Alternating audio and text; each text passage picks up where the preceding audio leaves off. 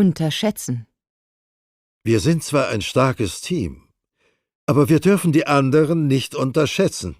بسم الله الرحمن الرحيم. السلام عليكم ورحمة الله وبركاته. سو dhawaada walaalaha qaaliga ee channelka ku xidhan Hanilaki channel.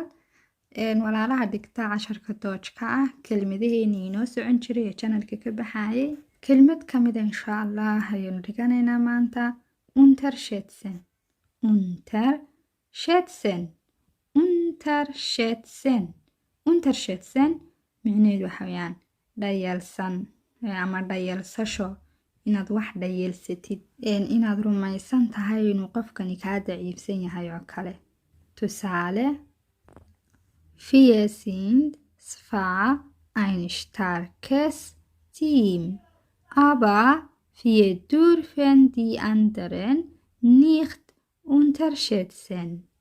Wir sind zwar ein starkes Team, aber wir dürfen die anderen nicht unterschätzen.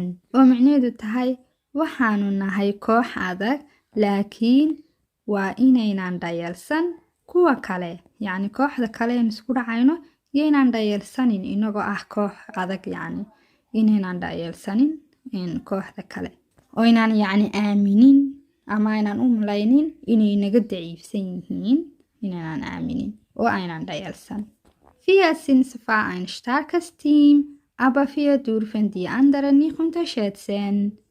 waxaan rajeynaya inaad fahanteen. waa inoo kelmad dambe oo cusub insha Allah. waxaan idin leeyahay auf Wiederhören Freunde. ismaqal dambe asxaabay. wassalaamu calaykum.